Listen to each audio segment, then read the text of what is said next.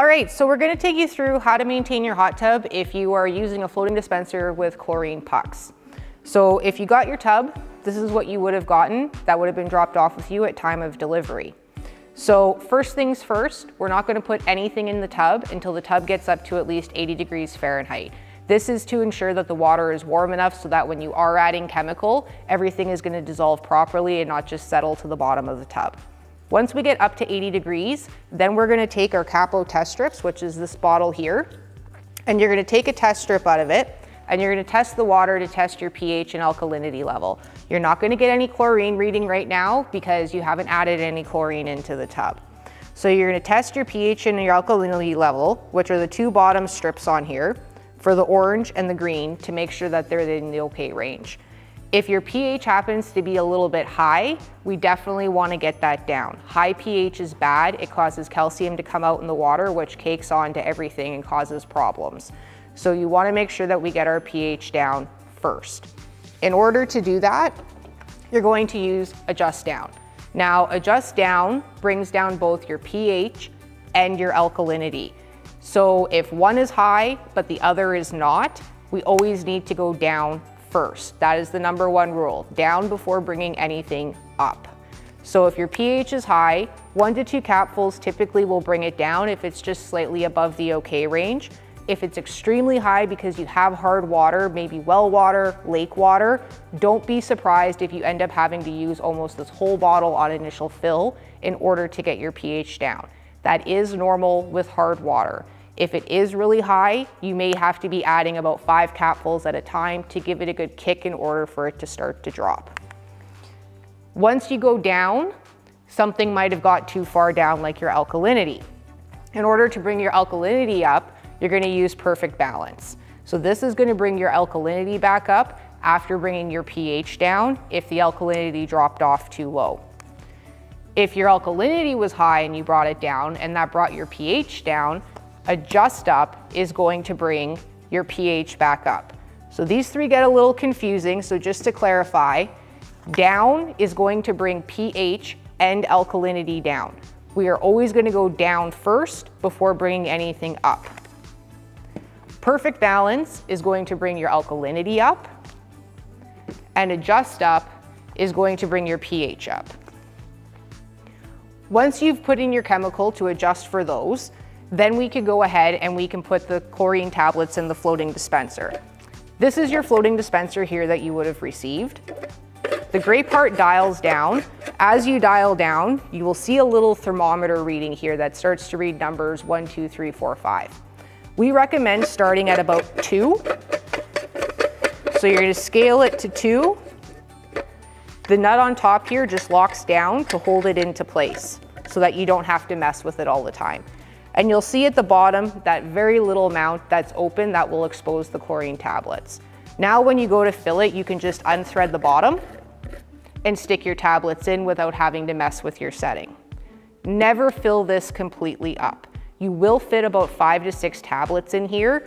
Even though it's only minorly showing them exposed, water still gets all the way up in here, and that's going to cause your chlorine to be quite high. We recommend starting with only 2 to 3 tablets to start. 2 to 3 tablets typically gets most people through 1 to 2 weeks before they have to add any more into here, and it helps to maintain their level at a more controlled, not crazy high chlorine level. Now, this is all going to be a little bit of play of trial and error because we can't give you the perfect recipe for this. It's all going to depend on use and how many people are using the tub. So 2 to 3 pucks to start.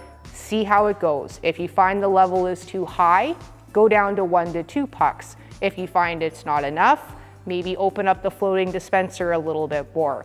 But it's going to take a little bit of trial to see where your perfect spot is to be able to maintain it for about a week to 2 before you have to put any more tablets back into it. Boost is granular chlorine. So you're going to use this when you first initially fill your tub or after a lot of people have been in your tub. Because it's granular, it's going to dissolve quickly. So it's going to get you a chlorine reading more quicker than with tablets waiting to dissolve because it's a slow dissolve for them. So when you first fill your tub, you're going to stick 1 to 2 capfuls in there just to get a chlorine reading in there while you're waiting for your tablets to dissolve. Or if you've had a bunch of people in your tub that normally wouldn't be sitting in there, some company came over, family, kids as friends, you're gonna stick 1 to 2 capfuls in there to help get rid of that extra bacteria so that the floating dispenser can then just maintain its regular use. Now, when you test your tub shortly after putting Boost in, you will see your chlorine reading possibly be quite high, and then 30 minutes later, if you test again, be absolutely gone. This is normal. Because it's quick dissolving, it's gonna get used up quick as well too. Don't fret about that. Refresh.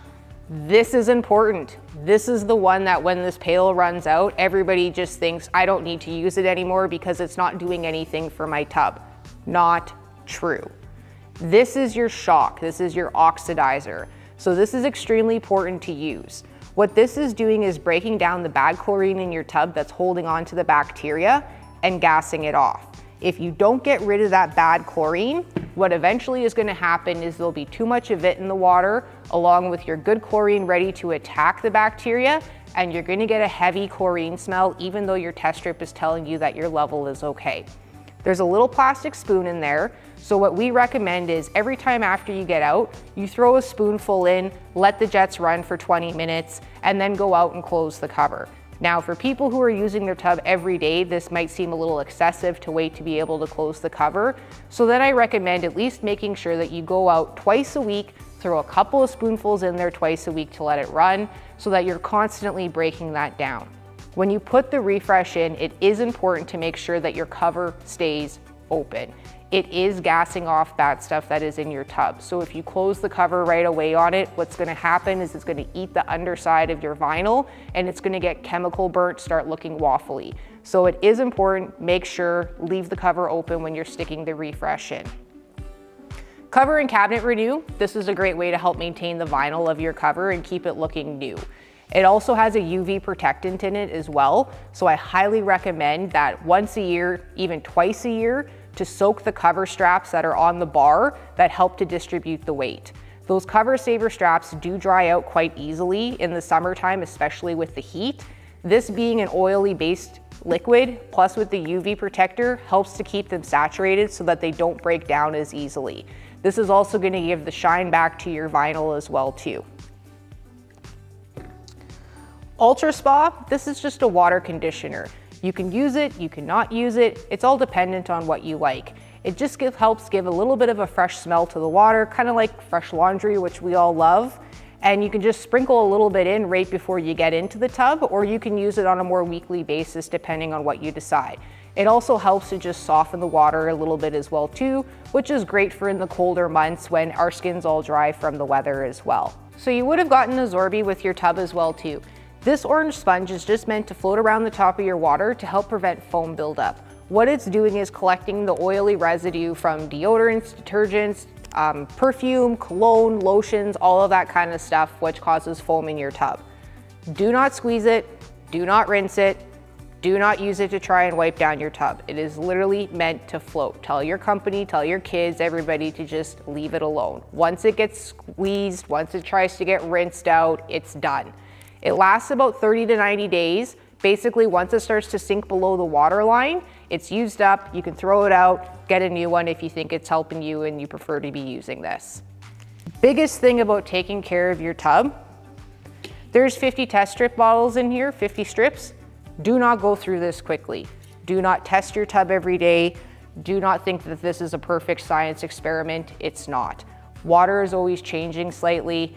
Don't get too wrapped up. You're always going to see different levels. It doesn't matter dependent on when you're testing it. As long as you're falling in the parameters of it being okay, don't let it get too carried away based on what you're thinking you should be doing. And don't always listen to what your friends and neighbors are telling you to do as well, as everybody is running a different type of system in their tub and they all have their own little quirks that you should be doing with them. And that's how you take care of your tub.